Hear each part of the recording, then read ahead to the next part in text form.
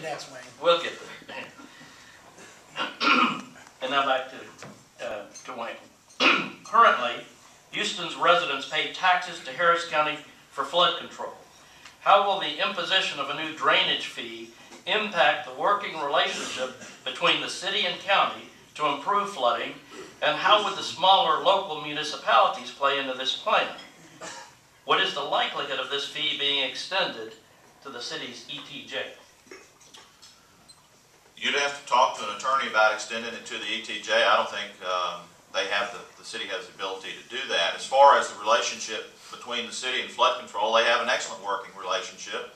They have two different missions. Flood control takes care of the bios, and the city takes care of everything else. I don't see anything to deteriorate that relationship. I want to go back to make sure that we understand what we're talking about.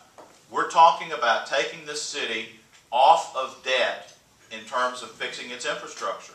Currently, we're spending more money paying off debt than we are actually building things. And I think that's ridiculous. You were asked, Paul was asked a while ago, well, what would you do? The bottom answer is they don't have a plan B. And if you ask City Council, and we've got two of them here today, if this doesn't happen, what's plan B? There isn't one. So what we're trying to do is say, look, folks, we've got a problem in this city. I don't think that conservative fiscalism means you don't fix problems.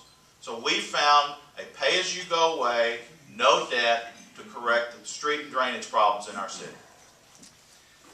Well, one of the things that's going to impact the relationship between the flood control district, the county, and the city if this passes is I think the county's going to have to pay this tax on the improved portion of the flood control district.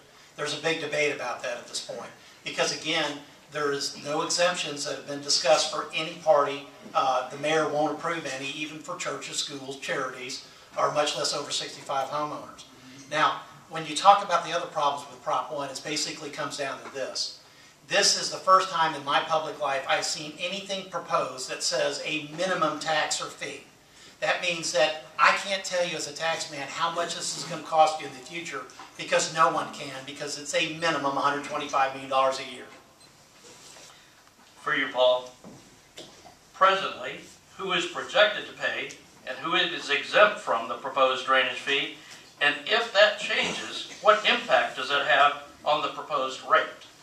Well, first off, again, we haven't done what we should, which is we should have public hearings with rates, with known exemptions, and then have a vote. We're doing, literally, we're putting the cart before the horse. I'm going to use HISD as an example.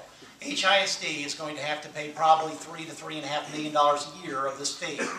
They're borderline Robin Hood. Anybody that understands school finance means you know that in that situation, they cannot replace their M&O money and get any relief on it.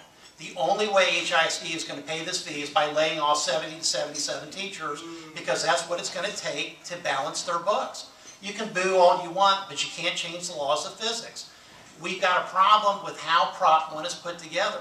We should not be taxing churches, schools, and charities that are already exempt on the property tax code because we made a good public policy decision in property taxation to exempt them, and we're backing up on that and obliterating it in Prop 1. Well, we'll start from the back side of that. It's true that everybody pays because it is a user fee, and whether you like it or not, just as it says in Scripture, the rain falls on the good and on the evil. Folks, the rain falls on property that's owned by churches and schools.